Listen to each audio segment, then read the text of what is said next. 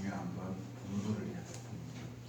공부를 해야 되는데 오늘 중요한 게 좀 일상수행요법을 해야 되잖아요. 공부를 하지 않으면 원불교에 다녀야 소용이 없고 구원 건네에 서원을 세우고 대종사님 이 땅에 오셨는데 저 어른이 오신 목적이 우리가 저 어른을 떠받들려고 온 게 아니야. 근데 자꾸 종교가에서 자칫 잘못해갖고 교주를 그죠? 자꾸 떠받들려고 그래요.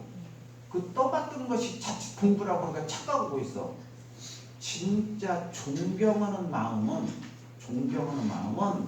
내가 삶 속에서 그렇게 못 살기 때문에 그러한 삶을 사는 사람을 닮아가고자 하고 본받고자 하니까 존경을 해야지.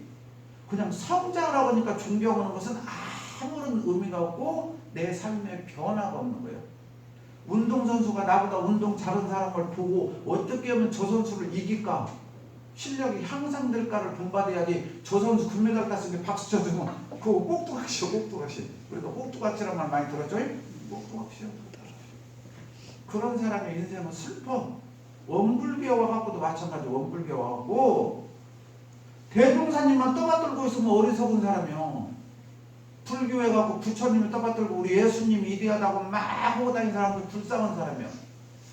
왜 예수님이 이대하고 부처님이 존경스러운가? 우리하고 똑같은데 왜 존경받는가?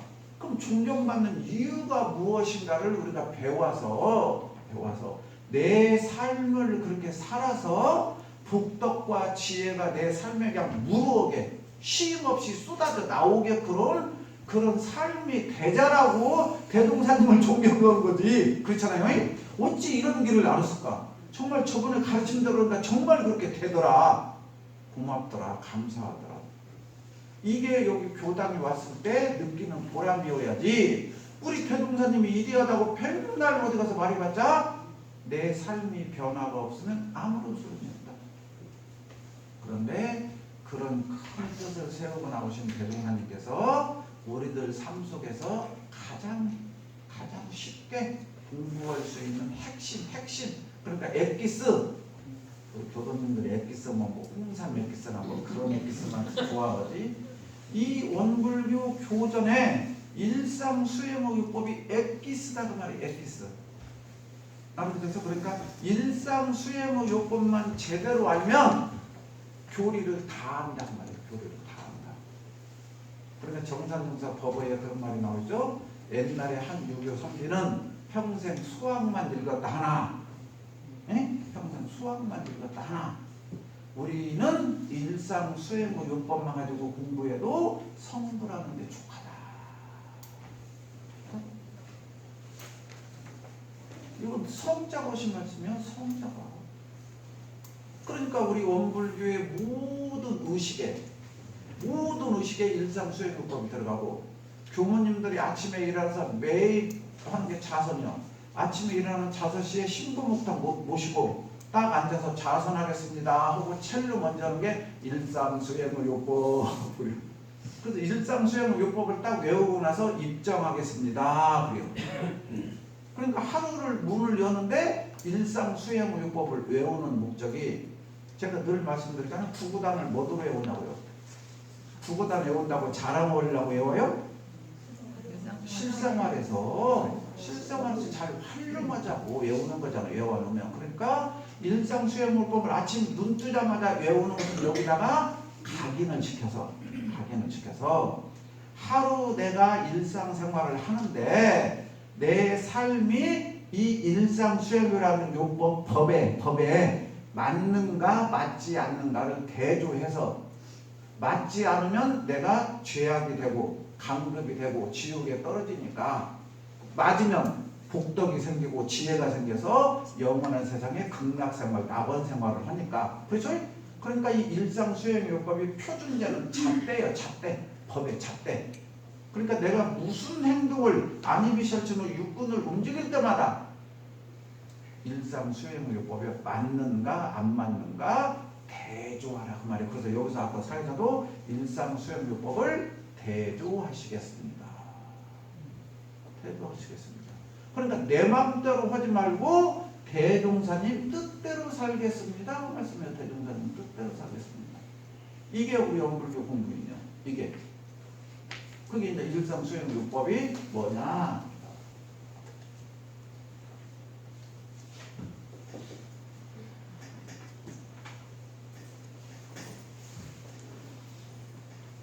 일상수행요법.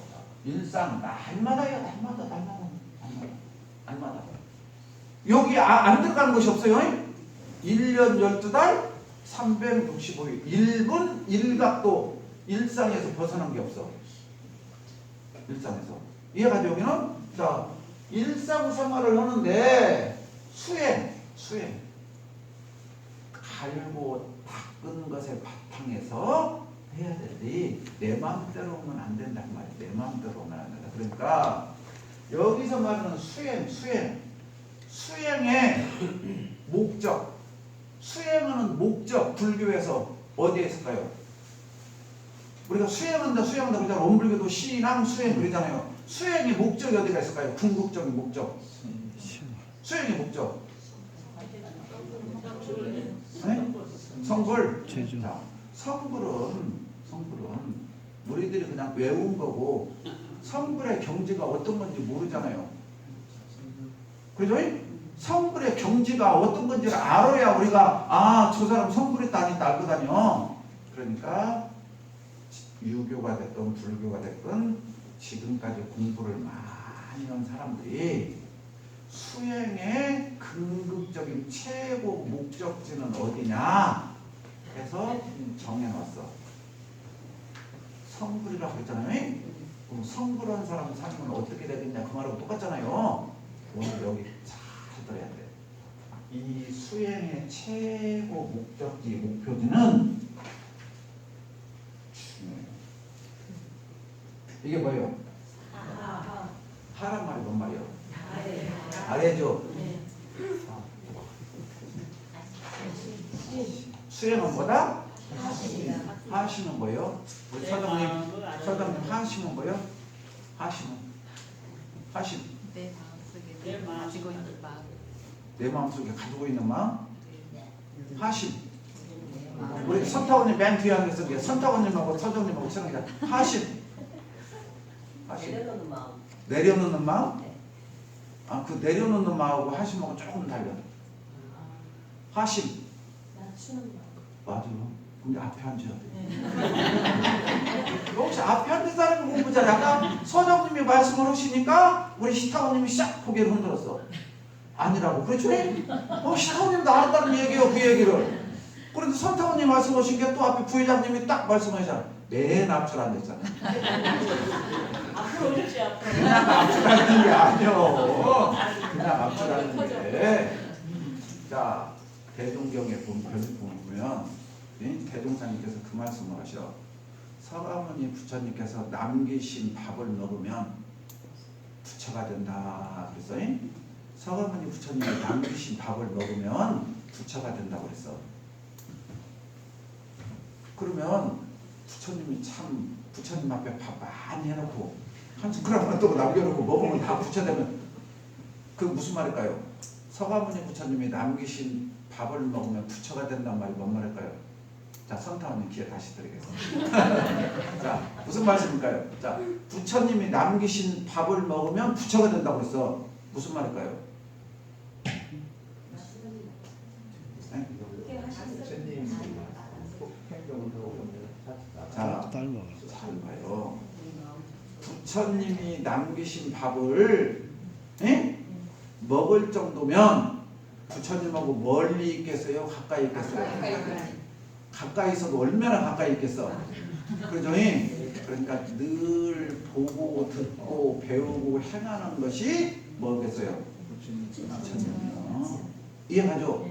그러니까 부처님 밥을 먹으면 부처가 되는 게 아니라 부처님이 남기신 밥을 먹으면 부처가 된다는 얘기는 그만큼 부처님 가까이에서 부처님의 행동을 본받으려고 노력하는 사람이었기 때문에 부처가 된다는 말씀입니다. 알아듣겠어요? 그러면 하심이라는 건 뭐냐? 하심이라는 것은 우리 원불교나 불교에서 가장 중요한 게 상이야. 상. 상을 버려라. 그래서 핵심이 아상이야. 아상이 나라는 상을 버려라. 나라는 상은 내가 잘났다, 내가 뚝뚝하다, 내 맘대로 해야겠다. 우리가 전부 다 사상살이 지금 부부간에 싸움먹은 머스러운 전부 다 나라는 것 때문이요. 이 국회의원들 맨날 뉴스 봐봐요. 누가 잘났다고 그래요? 내가 잘났다고 해서 시끄러. 내가 잘났다고 해서. 이때 내가 잘나는 게 아니라 당신이 이대합니다. 그러니까 우리 교도님들이 교당에 오셔서 법신불 전에 이렇게 사배하시죠. 사배하잖아요. 사배를 지금까지 교당에 오셔서 몇십 년을 했는데 하심을 모르는 게 문제라고. 하심이라는 것은 내 이마가 땅을 다는 거예요. 내 이마가 땅을 다. 네? 내 이마가 땅을 다는 게 우리가 큰 절 할 때 이마가 지금 땅 다요 안 다요? 다죠.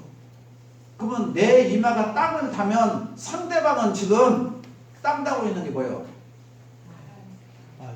내 이마가 땅 달 때 상대방은 뭐가 땅 다고 있냐고요? 발이죠. 그러니까 나는 당신 발 아래에 있습니다. 이게 저라는 목적이요. 근데 우리는 사배하고 있습니다. 그냥 사배를 하는 거예요. 4번 허락이 쓴 게. 그 4번 허락이 쓴 게 4번 하면 그게 기계지 뭔 사람이요. 왜 4번을 하는가? 한 번을 하고 100번을 하고가 중요한 게 아니요. 내 이마를 상대방 발 아래로 낮추는 마음이 절을 하는 목적이요.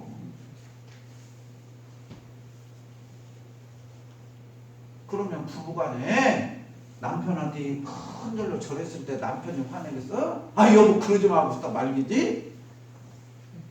그러면 싸먹겠어요? 전부 당신 말이 틀려서 내 말 좀 들어봐 내 말 좀 들어봐 해서 싸우지. 어? 나를 낮춰서 어디까지 상대방 발밑으로. 근데 거기서 뭔 싸움이 일어나? 다 용서해주지. 다 용서해주지. 응? 알아듣겠어요? 그러니까 중국의 그 삼국도식의 초안지에 보면 아주 유명한 고사가 나오잖아요. 한신이 어디를 갔어? 가라못으로 기어갔잖아요.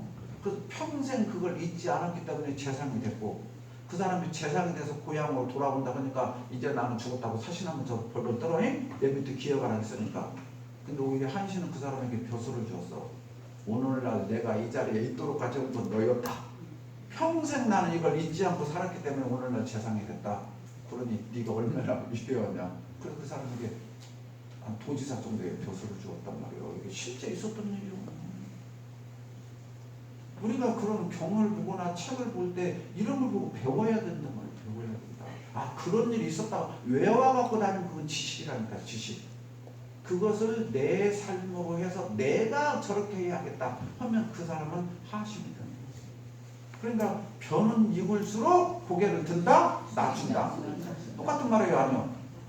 똑같은 말이에요. 이렇게. 그러니까 이 의미가 똑같다니까요, 이게. 그러니까 공부가 된 사람은 나를 낮추는 사람이요. 나를 낮추는 사람. 근데 나 교당 몇십 년 다녔는데 내 맘대로 해야지 왜 내 뜻대로 아니에요 하고 시끄러면 그 사람은 공부된 거예요, 안 된 거예요? 안 된 거예요. 그럼 그 법인은 빵이요. 그 법인은 빵이라고. 잘못된 법이라고. 나를 낮추는 거요. 나를 낮추는 거. 이게 수행이요. 이게 수행. 이게 수행. 근데 우리는 공부 조금 하고 뭐 알면 더 드러나려고 그러고 내가 더 잘났다고 그러고 알아듣겠어요? 내 마음대로 하려고 그러고 내 뜻대로 하려고 그러고 교당에서도 마찬가지예요. 이건 공부 안 된 사람의 전형적인 방법이에요. 그 수행이라는 것은 하심이다. 오늘 이것만 하고도 대단하잖아요.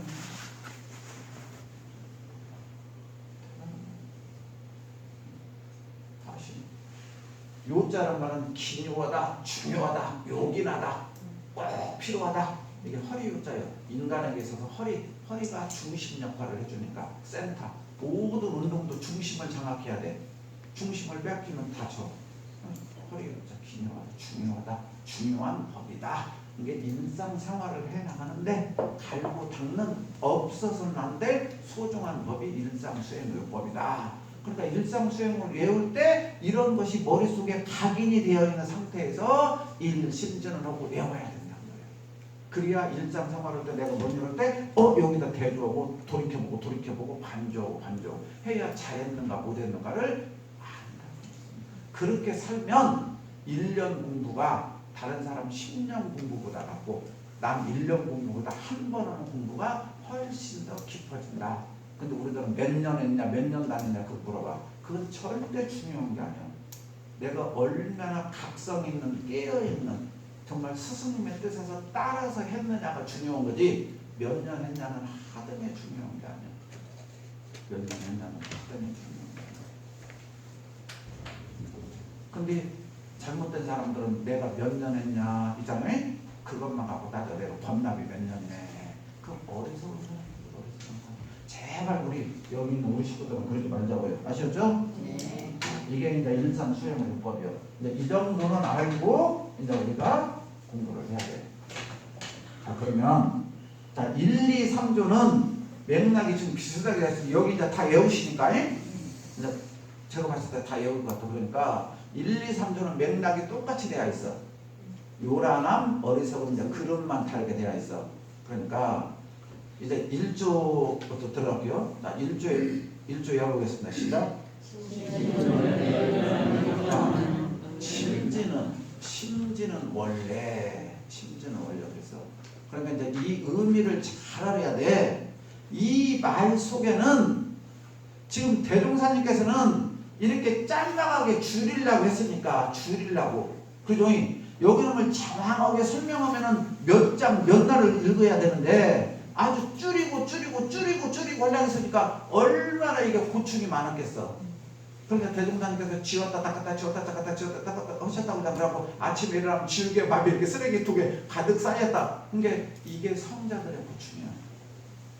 어떻게 하면 이 짤막한 문구 속에 이 많은 것을 다 담을 수 있을까? 그러니까 표면 우주에 가득 차지만 저분만 있잖아. 부치 한 장 속에 이것이 다 들어있을 정도로 하려고 하니까 이게 성자들의 고충. 그러니까 초기 교서를 보면은 원기 19년에 처음으로 일상수행의법을 대종사님께서 힌트를 말씀하시는데 원기 24년도에 완성이 돼요. 그러니까 일상수행의법을 내놓는데 5년 동안 이런 성자들도 5년 동안이라는 시간을 연마하고 이렇게 하고 저렇게 하고가 제가 보면 흔적이 나와. 자료에 보면은 이게 그냥 나올 것 같은데 이걸 나오는데 5년이라는 시간이 들어요. 대단한 거예요.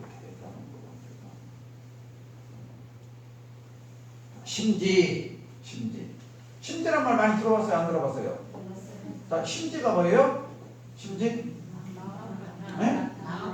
심지가 뭐냐고. 심지 아시는 거 모르겠네. 초심지. 자, 심지 이거 심지 옛날에 우리 어렸을 때 호랑불 켰거든.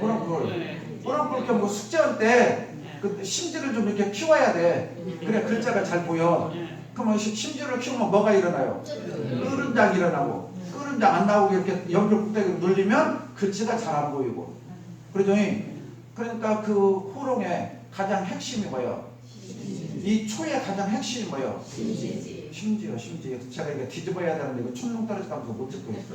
자, 이 심지 뒤에서 보면 심지가 보여요, 안 보여요? 이렇게 보면 안 보이죠? 심지 보여요, 안 보여요? 안 보여. 예? 그러니까 이 심지 할 때 심지는 어디가 들어있어? 예? 이게 우리 육체. 그럼 이 안에 뭐가 들어있어요? 심지가 들어있죠. 그런데 잘 알아야 돼요. 이 외형이 없으면 심지가 작용을 할 수 있을까요? 없을까요? 잘 생각해야 돼. 그죠? 이 외형이 있어야 심지가 작용을 발휘해. 외형만 있고 심지가 없으면 초요 아니요? 그죠? 그러니까 두 가지가 같이 어우러져 있어야 돼. 그죠?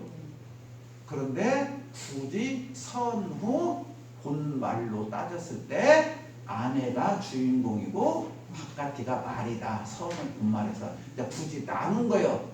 그러나 요즘 사람들은 무엇이 먼저라고 나눌 수 없다. 두 가지가 인연이 닿아야 완전한 것이 나오는 것이지 어느 것이 더 중요하고 안 중요한 것이 어디가 있느냐. 그렇게 보는 사람들도 많은 게 그것은 학자들 얘기고 우리들은 지금 여기서 알아야 될 게 심지는 어떤 것이다? 이거 안에 있는 예? 안에 있는 이게 심지요. 그죠? 네. 심지. 자 그러면 우리가 마음 공부를 하는데 왜 심지라고 썼느냐? 심지. 또 수행품에 보면은 한 50장부터 한 65장까지 전부 심정 개발에 대한 얘기가 나와요. 수행품에. 자, 심지란 말이 있고 또 하나는 심전이란 말이 있어. 심전. 이게 전자가 무슨 전자예요? 밭전자예요. 이 심전 뒤에 뭐라고 붙었냐면 심전 개발. 예? 이 심전 개발이라는 단어를 쓰고 심전 개발의 대동사님께서는 뭐냐? 마음 공부다.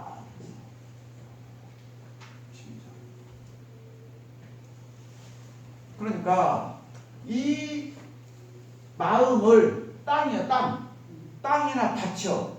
그러니까 마음 땅 우리가 바탕 들어봤어요? 바탕? 저 사람은 본바탕이 뭐대 그러죠. 자 우리 미술 시간에 그림 그릴 때 뭐이라 그래요?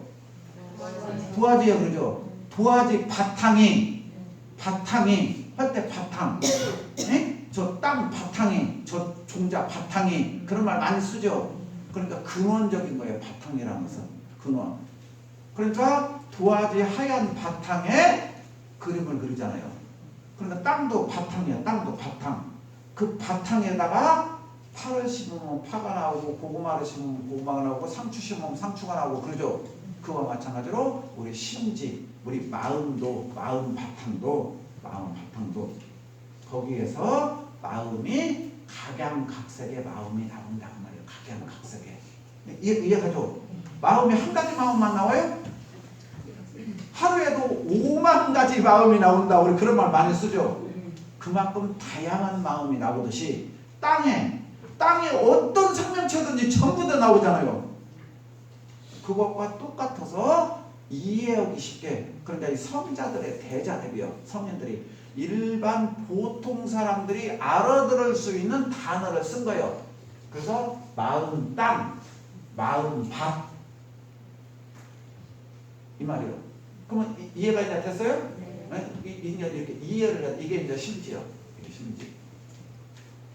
마음 밭. 그러니까 심지는 근데 뭐라고 그랬어요? 원래 그랬어요. 원래가 뭐예요? 원래가 본래. 그럼 본래가 뭐예요? 원래가 뭐냐면 본래래. 자, 맞아 오늘 말씀이. 자, 지금은 이제 내비가 있으니까 내비를 키면 가잖아요. 저 간사 살 때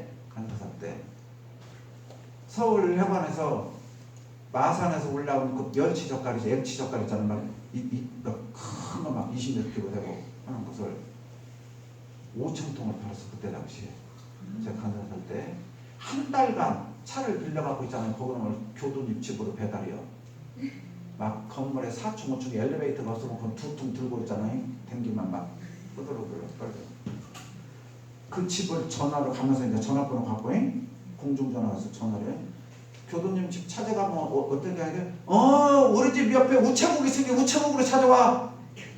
내가 그 우체국 알면 지금 못 오는 거야. 그럼 우체국이 어디가 있어요? 그 맞은편에 전신전화국 있어. 그 극장 있어. 근데 그분은 그렇게밖에 설명할 수 없잖아요. 아는 사람은 극장 옆에, 우체국 옆에, 관공서 옆에 알잖아요. 다 모르는 나는 관공서도 모르고 우체국도 모르고 그 집도 모르고. 알아듣겠어요? 그러니까 이런 원리가 똑같아. 원래가 뭐냐면 원래가 뭔가를 설명해야지 다른 단어로. 이게 학자들이 쓰는 방법이에요. 그러니까 원래가 뭐냐면 원래가 뭔가를 설명해야지 다른 단어로. 이게 학자들이 쓰는 방법이에요. 그러니까 원래가 뭐냐면 원래가 뭔가를 설명해야지 다른 단어로. 다른 단어로. 이게 학자들이 쓰는 방법이에요. 그러니까 원래가 뭐냐면 원래가 뭔가를 설명해야지 다른 단어로. 이게 학자들이 쓰는 방법이에요. 이게 깨달은 사람은 내가 원리 알아. 그럼 끝나. 아니면 이게 원래는 뭐냐? 원래는 가장 쉽게 설명해 줄게요. 원래는 지금 이게 뭐예요? 신발이죠. 신발이 이제 좀 이렇게 구불려지기도 하고 뭐 때도 묻었고 달아지기도 했죠. 이 신발이 공장에서 나올 때는 공장에서 나올 때 네? 이 신발이 공장에서 나올 때 그때를 원래라고 해요. 사물이 본래 만들어질 때 어차피 이해가 쉬워요? 그러니까 이 겉복이 됐건 옷이 됐건 뭐가 됐건 본래 만들어질 때 차가 공장에서 만들어졌을 때 TV가 공장에서 만들어졌을 때 이해가죠? 그러니까 우리 마음이 본래 만들어졌을 때 그게 원래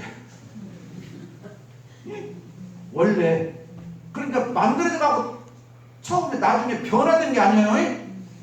기스난 것도 아니고 색깔을 바꾼 것도 아니고 원래 공장에서 만들어진 거.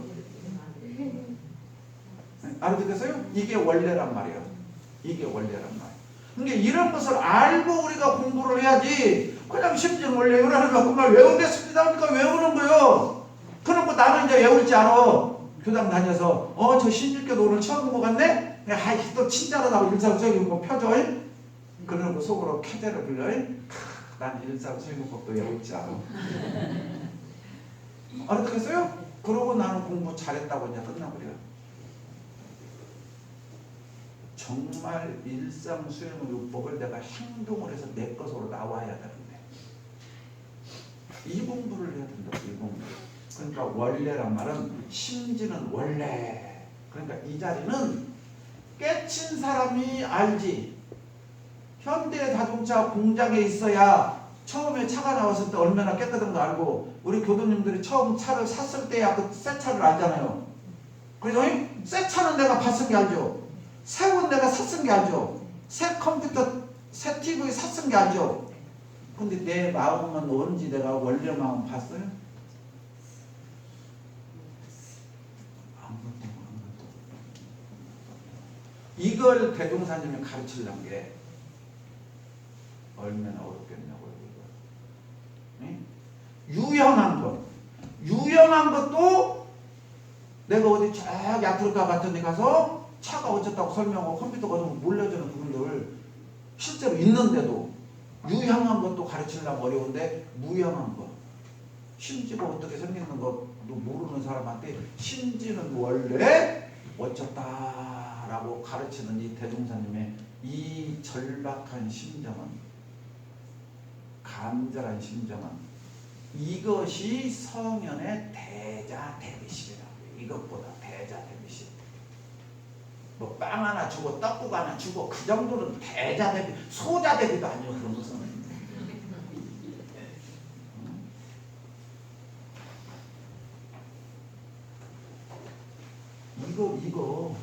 이것을 알아야 영생의 문제가 해결되는 거고 세세생생 복락을 수용하는 성자의 삶이 되는 거예요. 이게 그 심지는 원래 이게 이제 우리들의 본래 마음이야. 이게 본래 마음. 그래서 본래 마음이라고 하는 거고 본래 면목이라고 해서 본래 면목.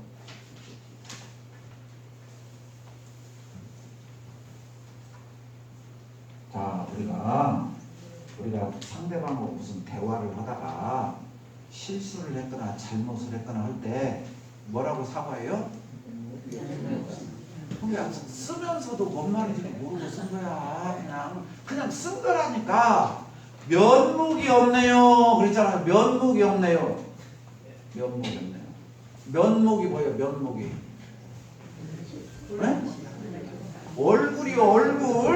얼굴을 들 수가 없다 그 말이요. 면자가 얼굴 면자예요. 얼굴 면자. 그러니까 여기서 얼굴이라는 것은 나를 뜻할 때 내 몸에 가장 상징적인 게 얼굴이잖아요. 얼굴. 그래서 우리가 누가 나 손바닥한테 때리면 덜 화나는데 내 얼굴 때려봐. 화가 10배, 20배는 더 나잖아요. 이해가요? 무슨 말인가? 그게 뭐요? 이게 가장 내가 중요하다고 생각하고 있으니까.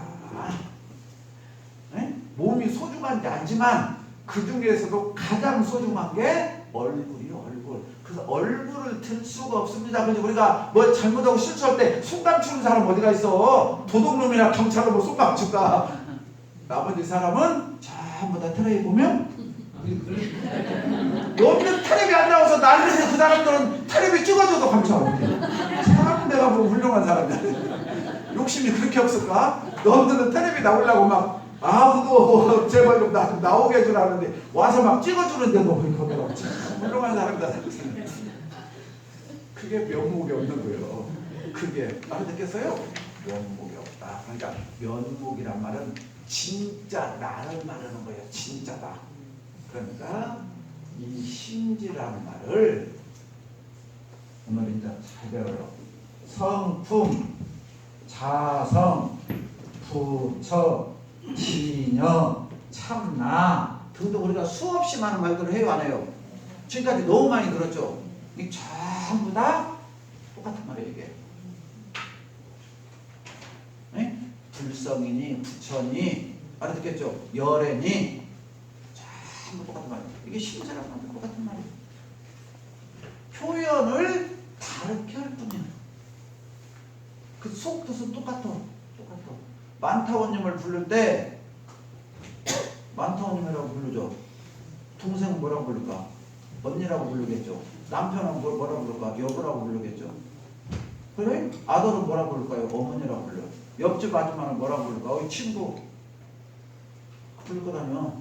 그러나 만타원님은 어쩌? 나를 부른다는 걸 알아요, 몰라요?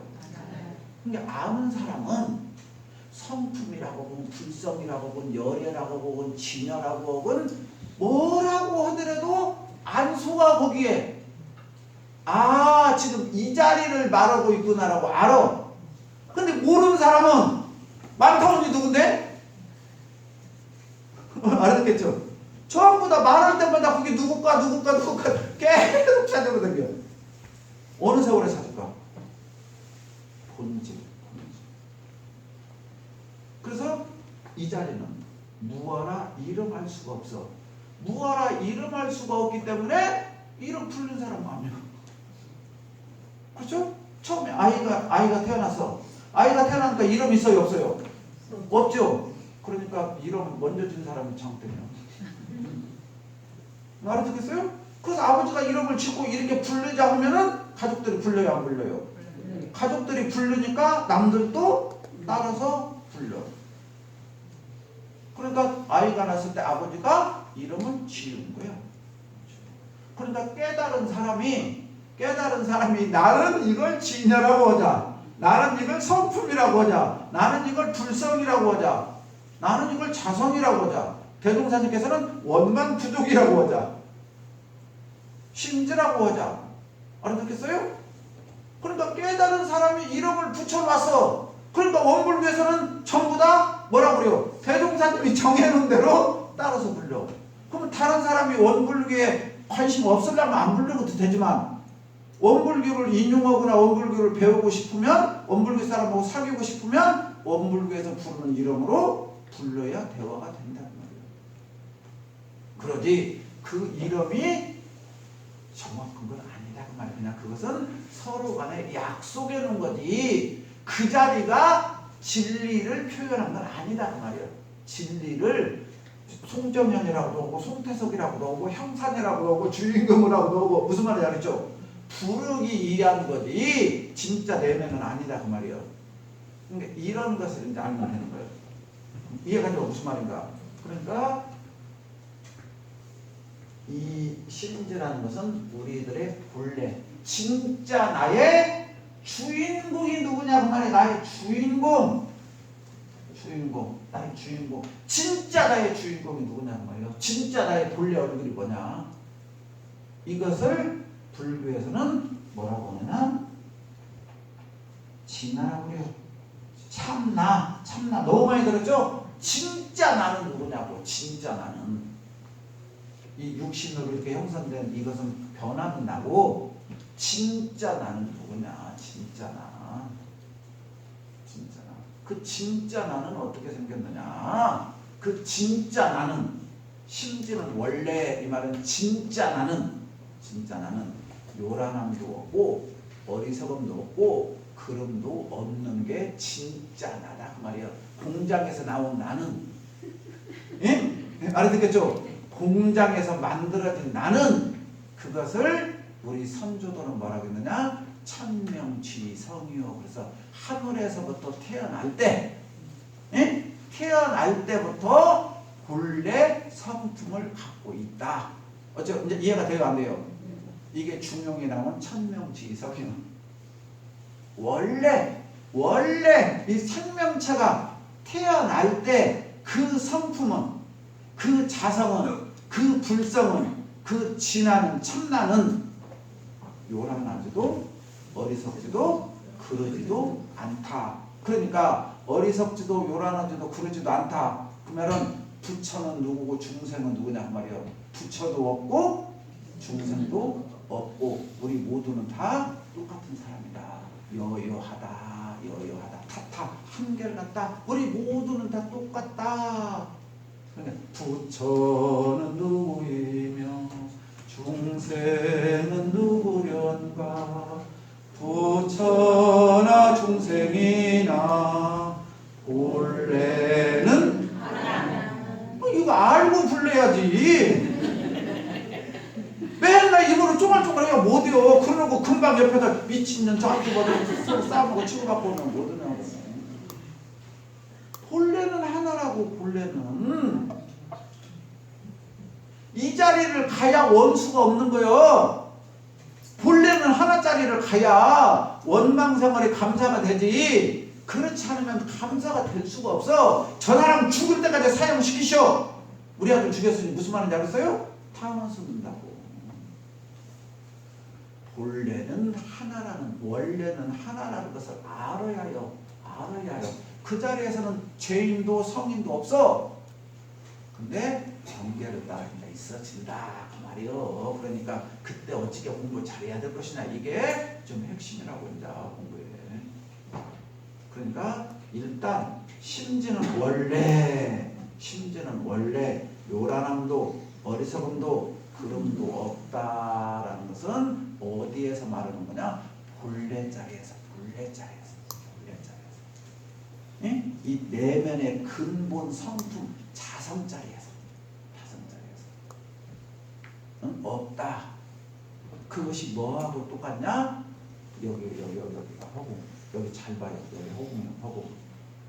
여기와 지금 내 안에 있는 여기가 똑같단 말이에요. 그것을 쉽게 설명. 그래서 제가 이거 자꾸 설명하죠.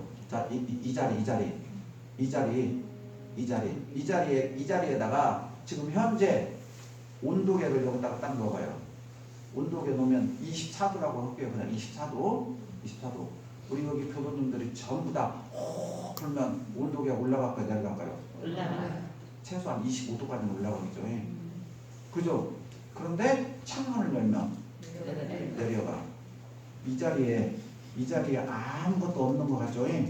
아무것도 없는 데 같은데 이 자리에서 기가 막히게 올라가는지도 내려가는지도 알죠?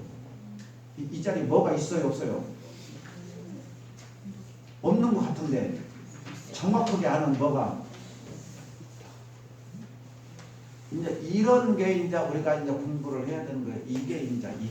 이걸 말하는 거예요. 이 자리가 텅 비어 아무것도 없는 것 같은데 이 자리가 소소영영하게 알고 있단 말이에요. 그래서 이 자리에 비행기가 지나가면 비행기가 지나가게 해주고, 여기에 전파가 지나면 전파가 지나게 하고, 제가 말을 부드럽게 이렇게 하면은 이게 야가 전해줘요, 안 전해줘요? 야는 있는 그대로 전해준다고요. 에? 야는 꾸미지를 않여. 이렇게 하면 누가 못 올 것이다 하니까 야가 변화시켜서 해주지 않는다니까. 야는 있는 그대로 해준다니까. 있는 그대로. 태양이 뜨면 온도를 높여주고, 바람이 불면 온도가 낮아지고, 얼마나 정확해요, 야는. 그러니까 우리 교수님들 잘 알아야 돼. 봄, 여름, 가을, 겨울, 추나 추동, 성주, 개봉, 생로, 병사. 어째요? 자, 1년이 360을 돌고 돌아요, 안 돌아요? 돌고 돌죠.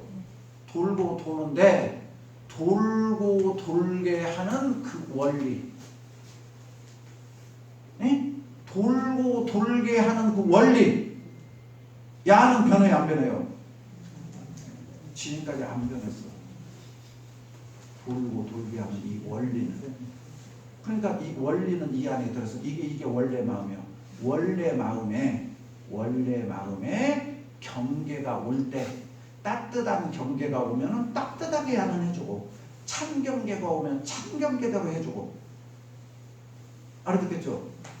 호리도 틀림없이 그대로 해준다. 이게 인과예요, 인과. 이 대단한 거예요, 이게 지금 우리들이. 이게. 그러니까 심지는 원래 요란함도 어리석음도 구름도 없다. 이 자리에서는 모두가 다 평등해요. 그러니까 이 자리를 뭐라고 하느냐? 불교나 원불교에서 공이라고 해요. 그 자리에 공.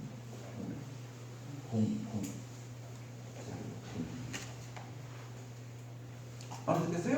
그 자리가 공이요. 그러니까 대종사님 개송, 혹시 개송이란 말 들어봤어요? 자, 개송 한번 외워볼까요? 시작.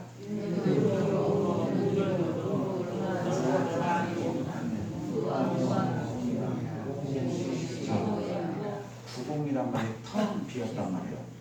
예? 텅 빈 게 공이요.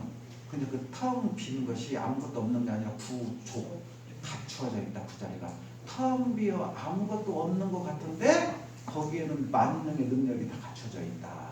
그러니까 우리 심지가 경계가 없을 때는 아무것도 없는 것 같이 보이는데 경계만 닥치면 거기서 만능 만지가 다 나와. 그죠? 근데 이걸 이제 우리들이 잘 해야 돼. 이 말을 불교나 원불교에서 뭐라고 표현하냐?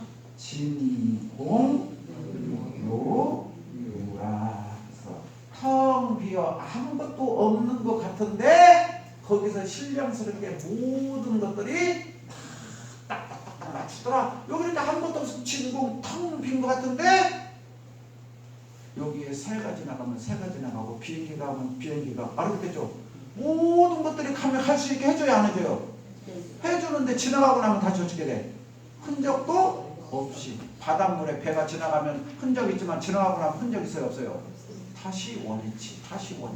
원래 자리는 거예요. 원래 자리는 그대로 다시 원래 자리로 와줘.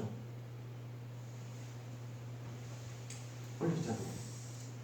이게 우주의 원리가 이렇게 되어 있다라는 것을 우리가 알아야 되는데, 이것이 이제 이런 걸 아는 것을 깨침이라고 해요. 깨침. 그러니까 이 진공이라는 것이 텅 비었다는 게 아무것도 없단 말이 아니에요. 이걸 대종사님께서는 사리연마에서 뭐라 그러느냐? 천조에 하늘이 짓는 하늘천자 지을조자. 천조, 하늘이 짓는, 하늘이 운행하는 천조의 대소유무의 이치를 보아다가, 그러니까 이 진공의 이치를 잘 보아다가 요요 인간의 복잡단안한 시비이해를 잘 건설해야 된다. 그러니까 우리가 공부를 하는 목적은 시비이해를 잘 쓰자는 거예요. 시비이해를. 그러니까 텅 비어 심지는 원래 그런 없단 말은 무슨 말이냐면 진공을 얘기하는 거예요. 진공. 그래서 일원상 진리장에서 진공묘유에 조하는 대종사님께서 우주만유를 통하여 무시광겁에 운영자재하는 것을 일원상 진리라고 하느니라. 그래서 그러니까 원불교의 핵심은 진공묘유에 조하요. 진공묘유에 조하. 그러면 이게 원불교나 불교에만 있는 사상이 아니요. 여기까지는 지금 어느 정도 이해가 돼요? 네. 이해가 진짜 안 됐어요? 네. 지금 여기가 이해되면 빨리 가요. 이제 1월 21일인데. 벌써 이해가 되면 어떡해요? 12월 달에 이해가 가야지. 벌써 1월 달에 이해가 다 되면 어떡해요? 나 여기서 가야겠네, 이제.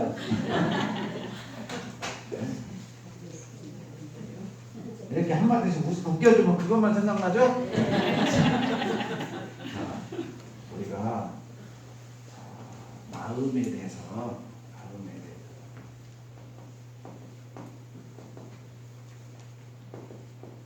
중국에 맹자라는 분이 있어. 맹자. 우리가 너무 잘 알고 있는 맹자하면 윤리 시간에 뭔만 배웠죠? 맹자하면 딱 생각나는 거. 성선, 설. 순자하면은 성악설. 아, 그리고 시험 문제 너무 많이 나왔잖아. 그래서 맹자하면 그냥 성, 선, 설.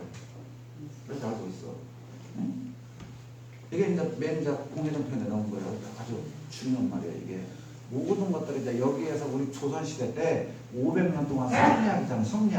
성리학의 모든 문제가 이제 여기에서 나와.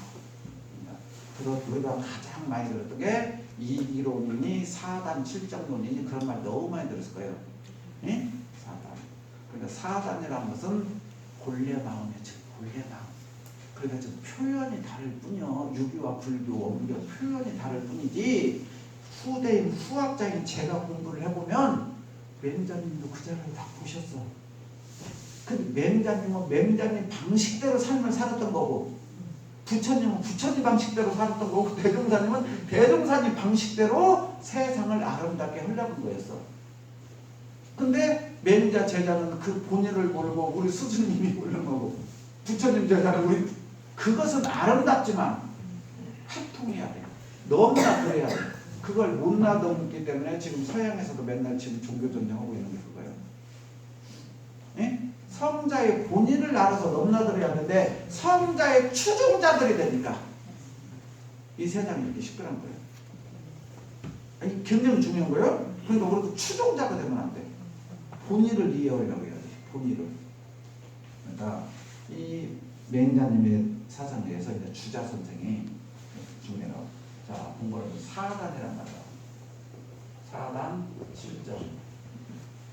우리가 흔히 말하는 너무 많이 배웠을 거예요. 인의예지. 너무 많이 들었죠. 추군지심, 수지심, 사양지심, 시비지심. 예? 너무 많이 들었죠. 이게 이제 맹자 선생이 처음으로 하신 말씀이요. 인간의 마음이 본래 선하다라는 것을 증명하기 위해서. 예? 그 제자에게 그때 당시 나쁜 사람들이 너무 많았잖아. 막 전쟁이 일어나고 뭐도 하니까. 그런데 인간의 마음을 본래 선하면 이런 일이 없어야 되는데 오히려 순자의 성악설이 더 맞지 않습니까? 라고 질문하니까 그 너희들이 잘못한 거다. 인간의 마음은 원래 태어날 때 하늘에서부터 부여받을 때는 선했다. 근데 아까 불교 입장은 똑같아요? 안 똑같아요? 원래 없었다. 그러면 스승님 원래 그렇게 다 선하게 태어났는데 왜 그럼 악한 사람이 이렇게 많습니까? 그러니까 명령님이 얘기해요. 자, 좋은 땅에다 좋은 곡식을 심었어. 그럼 싹이 났어. 맞죠? 그런데 싹이 나면 태양이 한 7, 8일 뜨고 비가 하루 이틀 정도 와야 곡식이 잘 크지. 아무리 좋은 싹이 났다고 도 비바람이 날마다 불어버리고 하면 싹이 자랄 수 있어요? 없어요? 그러니까 태어날 때는 다 선한데 지금 악한 사람들이 주변에 많으니까 저 사람들이 좀 악에 물들어서 그럴 것이지. 예?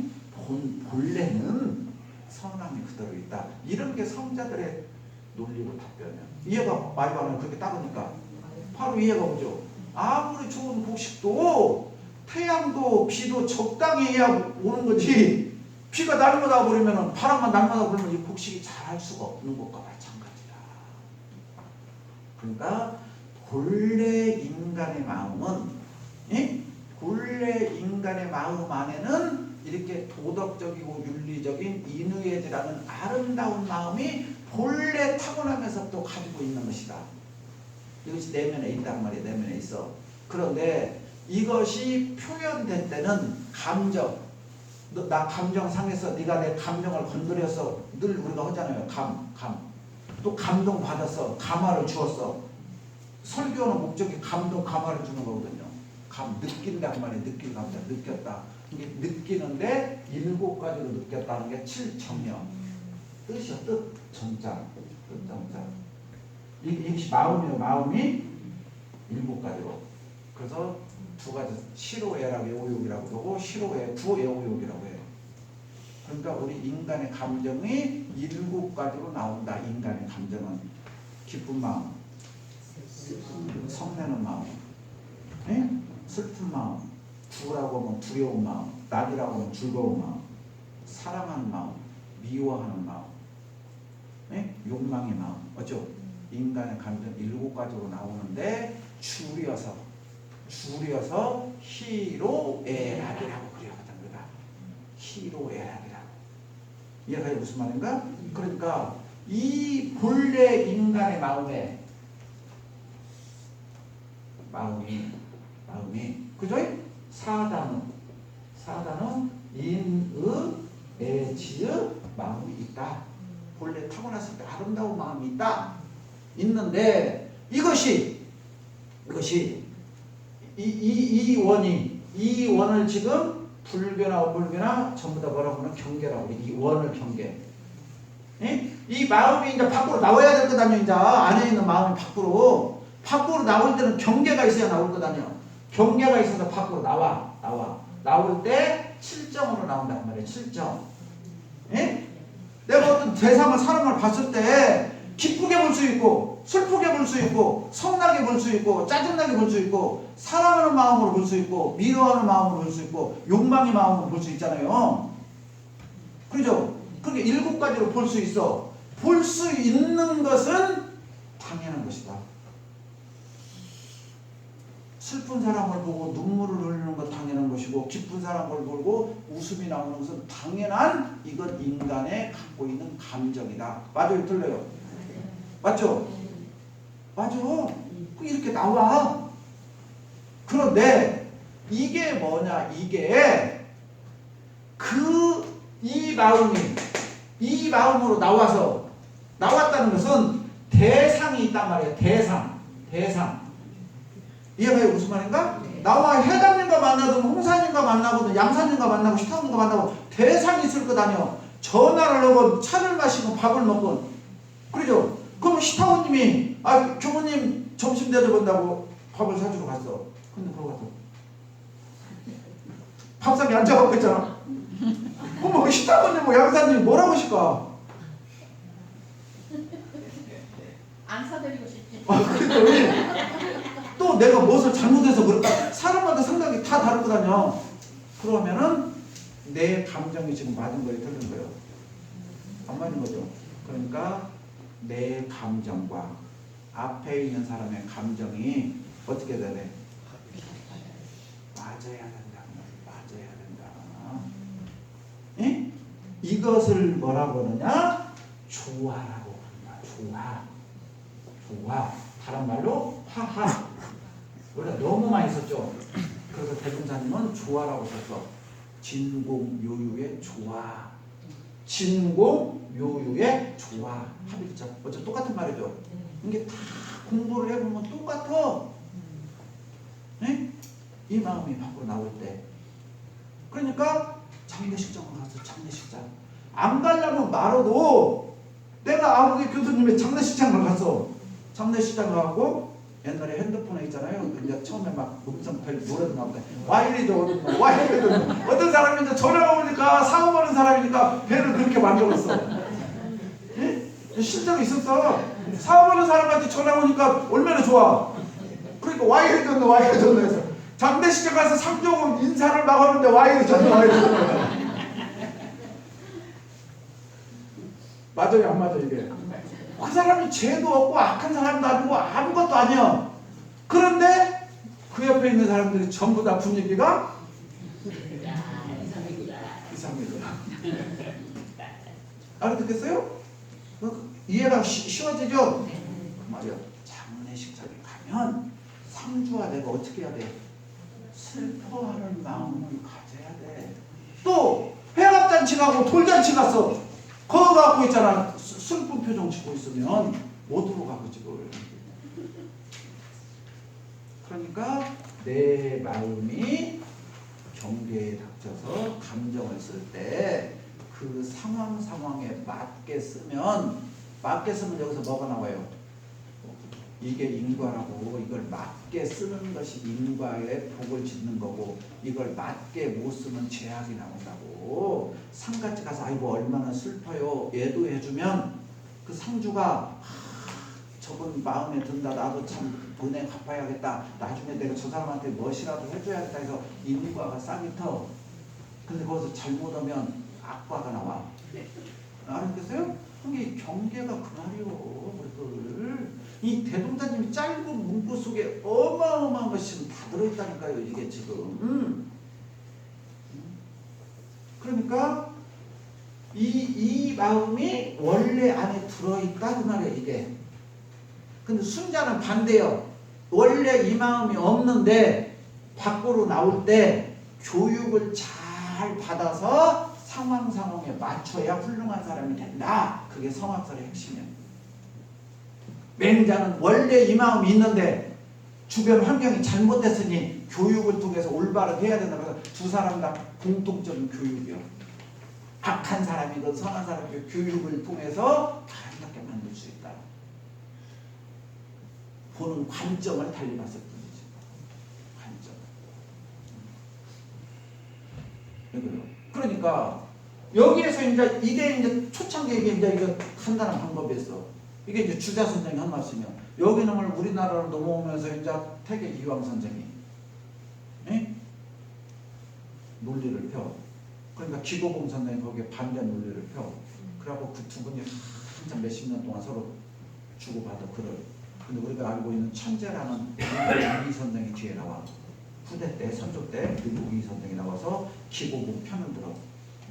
태계 선생보다 기고봉이 더 맞다 해서 나온 게 이제 우리들이 옛날 얘기하던 주리론. 이것이 근본이고 이건 가짜다 라는 게 일복 선생, 그 태계 선생의 얘기고, 아니다. 이것과 이것은 뗄래야 뗄 수 없는 불가분의 관계고 상황에 따라서 달리 변화할 뿐이다. 주기론. 그래서 도울 김용국 선생, 우리나라가 내는 천재라는 학자, 그죠? 원광대학에서 한의대 알죠? 난 그분하고 진짜 인연이 많아요. 그분도 뭔 철학을요? 기철학이야. 기철학이면 그분이 주기론자예요. 주기론자예요. 제가 원불대학과 시험을 보려고 편입시험을 보러 가서 편입시험. 이제 원광대학에 편입시험 보러 오는 사람들이 한 100여 명 있었거든요. 많이 본 사람이 내 옆좌석에 앉아있어. 그러고 이제 첫 시간을 봤어.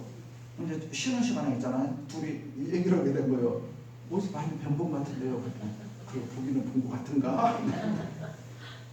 동물 김용국 선생님. 한의대 편입시험 보고 나는 원광대 편입시험 보고 있는데 그렇게 앉았어. 그래갖고 그분으로 인연으로 그분 익산에다 이제 방을 얻어가고 살았단 말이에요. 하는 대로 다니면서. 근데 엄청 실력이 있으니까 엄불에서도 강의해주고 당신이 이렇게 가르쳐줬어. 그래갖고 나는 그분한테 대학도 배우고 중용도 배우고 그랬어. 그러니까 복이 있는 사람이 있어. 근데 이때 또 원불대학과 바로 옆에 동양종교학과가 있었어. 그때는 이제 나중에 사회복지학과 바뀌었는데 처음에는 동양종교학과 있어. 그때 부산 동아대학교에서 아주 정말 우리 한국 철학의 대가이신 윤영중 선생님이 있었어. 근데 이제 퇴직을 하니까 이제 명예교수로 이제 초빙을 했어. 또 그분한테 또 내가 주역을 받았어. 그러니까 저 같은 경우는 다른 사람은 만나기도 어려운 사람을 나는 복이 있어갖고 원광대학교에서 그분들한테 직접 있잖아요. 같이 침튀기는 거 얼굴 다 맞으면서 공부를 배웠어. 그런데 더 시한 것은 철학과 다닐 때 우리나라 철학자의 1인자라는 한국 철학의 대가 배종호 박사라고 연대에서 35년을 교수한 분이 계셨어. 근데 그분이 원광대 철학과의 명예교수로 4학년을 있었어. 그때 내가 철학과 학회장 할 때 그분이 오셔가지고 3일간만 있어. 월요일날 오후에 오셔가지고 수요일날 오전에 가셔. 그러면 내가 그분 여관도 이렇게 잡아들고 있잖아요. 같이 이제 음식도 이렇게 배달해주고 하면서 그분 밑에서 공부를 했어. 그래서 내가 이렇게 철학 쪽에 오해가 깊은 거예요. 시한을 나는 우리나라의 대가라는 분들을 원광대학교 이름도 없는 학교 다니면서 그거 다 배웠어요. 그게 내 복이요.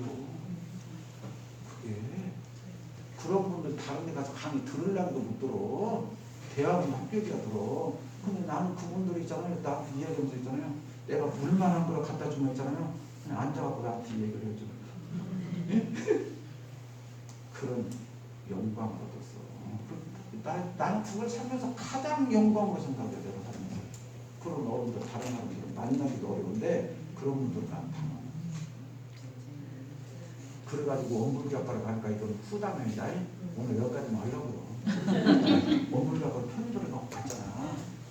그러니까 원불교학과에 막 유병도 교수, 한종만 교수, 한부조 교수, 송철웅 교수, 원불교에 정말 기라성 같은 4대 박사라고 있잖아요. 그렇게 유명하신 분들이 다른 애들한테는 야야 오는데 나한테는 송군이에요. 정연하라고도 아니요. 네? 그래서 처음에는 몰랐어. 왜 그런가. 그냥 교수님들이 존경하신 줄 알았어. 나중에 알았어. 왜냐면 우리 배종호 박사님이 계실 때 한기도 교수, 유병규 교수가 맨날 문안인사로 왔어. 학교에 너무 어려우니까. 근데 그때 내가 그 밑에서 이제 오시면 차도 한 잔 주고 이제 했잖아요. 차도 학교면서 그러니까 그분들이 뭐냐면 나를 한 거예요. 저 친구가 차라가 배종호 교수 밑에서 공부하는 학생들에게 편입을 해갖고 왔다. 그래갖고 이렇게 인재가 그래갖고 원불교학과 가니까 유병조 교수가 나를 종교문제연구소 소장했어. 한국 종교문제연구소 그 연구실에서 나를 공부하라고 했잖아. 또 배종호 교수 뒷대서 심부름하고 청소하면서 공부를 하고 나를 거기 데리고 갔어. 그래갖고 너는 머리가 좋으니까 교수하라고. 근데 내가 거기에 관심이 없어. 저는 공부는 좋아하는데 뭐 교수 이야기나 그런 거에서는 관심이 없어. 그냥 내가 궁금한 것이 나는 뭐였지. 좀 성향이 좀 특이해. 그래서 대학원 있잖아요. 그런 데는 관심이 없어. 근데 모르는 거에는 궁금해. 그러니까 이제 이게 나의 이제 본성인 것 같아. 이게 성향이. 그래서 원불교학과에서도 엄청 대접을 받았어. 그래서 반대로 수업 시간에 졸지도 못하고 땡땡이도 자꾸. 그래서 그 어른들이 인정해 좀 받고 있잖아요. 또 뭔가 해야 되잖아. 그렇지 않으면 배종호 교수도 용감히 살아야 된다. 그렇게 학교를 다녔어. 그래서 이런 사상들에 대해서 공부를 하고 원불교학과를 가니까 교리를 보니까 너무 이해가 빨리 되는 거예요. 이 말씀이구나, 이 말씀이구나. 그때 머리로 한 것을 졸업하고 한 33년 동안 계속 연마하고 하니까 대통령님이 생각할수록 대단하시군요. 배우지도 못하고 시골에서 그 깨달음이라는 것이 도대체 어떤 것이길래 이렇게 깨달아버리면 이런 이치를 이렇게 훤히 알아버릴까. 나는 이 자리를 하려고 공부를 지금 몇십 년 동안 째가고 지금도 또 봐야 알거든요 이걸. 근데 왜 대통령님 그런 분들을 깨달으면 이런 것들을 그냥 확연히 알아버릴까. 나 그것도 지금도 내가 어젯밤에 잠을 1시간이나 잤나 몰라요. 아까 막 설교 전까지 막 쓰러지려고 내가 포도씩 버티고 있었거든요. 너무 피곤해갖고 아침밥도 못 먹어서 막 피곤해갖고 눈알이 막 빠지려고 피곤하고. 근데 여기서 설교할 때까지 이렇게 이제 끝나고 나면 또 이제 피곤해요. 그렇게 공부해. 그러니까 우리 교수님들이 머리로라도 알아야 연마가 돼요. 네? 근데 저는 이제 머리로는 직접 알았어. 근데 이것이 내 것이 삶 속에서 내 것이 되어야 나는 완전한 내가 공부가 됐다. 그렇게 생각해요. 그래서 교수님들에게 이런 이 얘기를 해줄 수 있어서 나는 고마워. 그리고 그런 분들에게 은혜를 입어서. 그래서 이런 얘기를 최소한 여기라도 의자라도 좀 꽉 차갖고 네? 이런 본문을 듣고 해야 이해가 가지. 그렇지 않으면 저 가고 나면 또 다시 또 새로운 경험이 오시면 똑같고 보면 공부가 돌아오면 타고 된다. 그 말씀이요. 그러니까 다음 주에는 내 주변에 있는 누구라도 한 번씩 데리고 와서 이런 교양 강좌 듣는다 생각하시고 이 공부를 들으면 열심히 공부하는 것보다 빠르다고 말씀이요. 이해하셨죠? 네. 감사합니다.